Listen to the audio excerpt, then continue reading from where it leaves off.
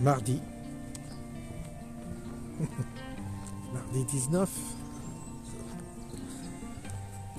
Et donc aujourd'hui, Marseille était à nouveau à l'honneur, comme vous avez pu le constater. La ville fétiche des grands de ce monde, le pape, Macron. C'est un laboratoire, Marseille. Marseille, c'est un pays à part, c'est un monde à part. Et c'est marrant parce que les élites adorent cette ville.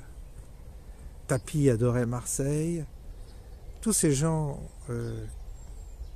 ingrats, tous ces gens troubles, ils adorent Marseille. Marseille, c'est leur ville fétiche. Ils ont une fascination pour la mixité. Enfin, il n'y a plus de mixité à Marseille, c'est terminé. Je ne sais plus s'il y a encore quelques chrétiens, quelques blancs. Il ne doit plus y en avoir beaucoup. Et donc c'est la société de demain. C'est une société que l'on flatte et qu'on galvanise, qu'on protège. C'est une société qui nous annonce un avenir radieux. Et vraiment la fascination qu'opère Marseille sur ces gens qu'on a vus, eh bien, prouve à quel point ils sont vraiment dérangés. Et ce sont des grands malades qui nous gouvernent. Le pape en premier, hein, attention. Le pape aussi, c'est un malade, ce type. Et donc, on est gouverné vraiment par des grands malades qui se réjouissent de la décrépitude, de la saleté, de l'ignorance, de la décadence. Tous les vices sont à Marseille. La drogue, le meurtre, record de meurtres. Enfin, c'est abominable ce qui se passe à Marseille. Et c'est devenu un cloaque. Le cloaque, c'est le cloaque de la France, quoi. C'est par là où passent c'est la fosse septique de la France. Et donc, ils adorent ça. Ils adorent baigner et se plonger dans ce cloaque ragoûtant. Et c'est pour nous un triste spectacle parce que vaut mieux en rire parce qu'il y a quelque chose de tragicomique évidemment là-dedans. Qu'est-ce que vous voulez? C'est comme ça. On est obligé de subir. Mais malgré tout, l'épisode d'aujourd'hui était quand même... Oui, là c'est meilleur. Il n'y a pas le contre-jour, je suis face au soleil qui est en train de se coucher. Et donc aujourd'hui, je voyais les CRS par ce jeune qui dit il va falloir calmer vos CRS, là, vos petits CRS, qui s'adresse à Macron en tutoyant, ce qui prouve à quel point ils sont désinhibés totalement, ces jeunes, et l'autre qui lui sourit, qui est aimable, qui va même lui proposer certainement un poste de ministre. Vu le niveau des ministres, il n'y a pas de raison qu'ils ne deviennent pas ministres non plus. Vu la catastrophe au gouvernement, tu as Dupond-Moretti qui est là, lui il a l'habitude, il a tous ses potes qui sont là, donc il est chez lui, Dupond-Moretti. Darmanin, le cocu, quoi, le gars, le petit gars qui a toujours essayé d'être propre sur lui peut-être, et puis il s'aperçoit qu'il a beau lécher le cul de tout ce monde-là, bah, il est ridicule, mais Darmanin ne vaut rien de toute façon. Il ne vaut rien du tout. Mais il a donné une apparence. Il a été chez les Républicains. Je ne sais pas ce qu'il a fait. Il a dû jouer la carte de la droite à un moment donné. Et puis rongé par l'ambition, il a rejoint la cohorte des des zombies qui sont en train totalement de répandre sur notre pays la merde, quoi, que de la merde.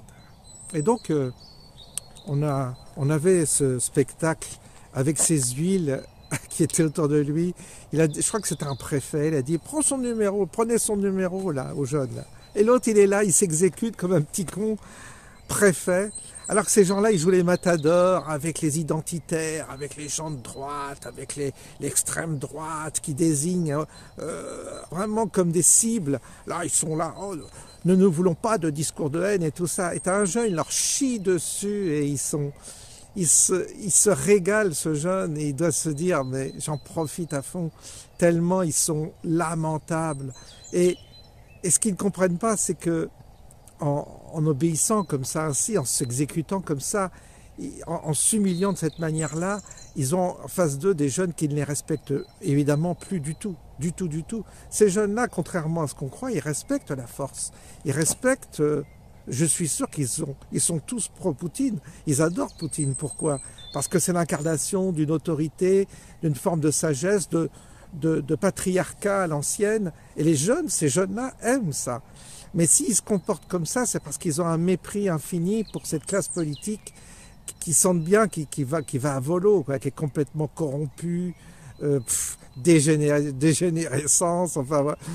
Et puis les petits CRS qui sont aussi humiliés, qui sont là, ils défendent leur chef, Macron, il les défend, les petits CRS. Ils ont l'air stupides et ridicules. Le même CRS qui va venir vers vous, montrez-moi vos papiers, vous aviez le téléphone en conduisant, vous méritez une lourde sanction. Quand vous avez ces forces de police, ces gendarmes qui vous arrêtent parce que vous avez votre téléphone ou vous faites une petite infraction, là ils sont extrêmement rigoureux. Mais alors là, vous avez le jeune qui leur chie mais dessus. Il leur dit allez, il faudrait que tu les calmes un peu tes petits CRS, puis ils sont là et ils s'exécutent bêtement et ils protègent celui-même qui les humilie à longueur de temps. Et ils comprendront pas. Ils comprendront pas parce qu'ils sont bêtes, ils sont fondamentalement bêtes. Ils sont idiots.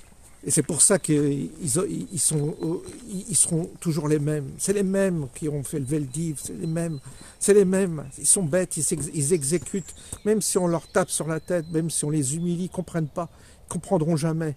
Ils sont rentrés dans cet organe-là bêtement parce qu'ils n'avaient pas les moyens de faire une carrière professionnelle, mais aucun d'eux n'a assez d'honneur pour démissionner, pour quitter le navire et se reconvertir dans un métier plus noble. Parce que là, franchement, défendre ce régime, c'est lamentable, lamentable. Mais ils sont comme ça. De toute façon, tous ces gens le paieront. Ils le paieront. C'est obligé, là où on va, ils le paieront. Et ça va arriver, parce que là, on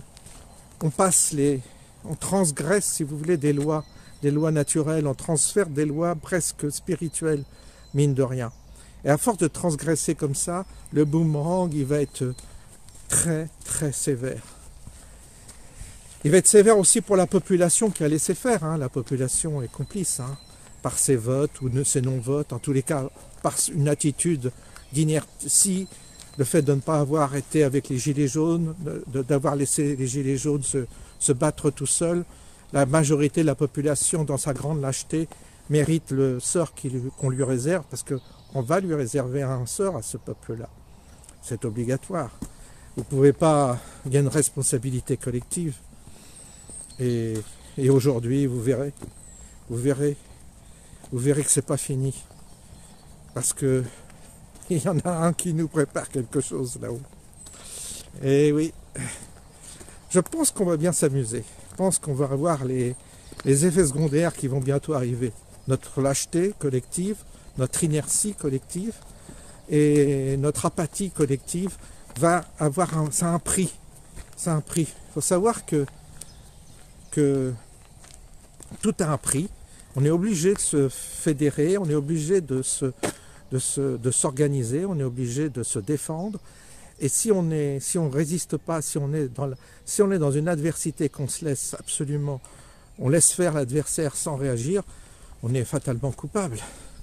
Ah bah oui, on est coupable d'abandonner nos responsabilités, d'abandonner le poste, d'abandonner la position. Normalement, on ne devrait pas agir comme ça. Les derniers qui se sont battus, ce sont les gilets jaunes. Je ne parle même pas des paysans, alors là, qui ont lamentablement renoncé après leur petite garde à vue. Ils sont rentrés tous la queue entre les jambes, puis ils pleurent, là, ils pleurent à droite, à gauche, oui. Vous n'avez qu'à vous reconvertir, vous n'avez qu'à aller faire comme dans les banlieues, vous allez voir. Vous allez trouver tout de suite les bonnes solutions. Et vous serez estimé par le pouvoir.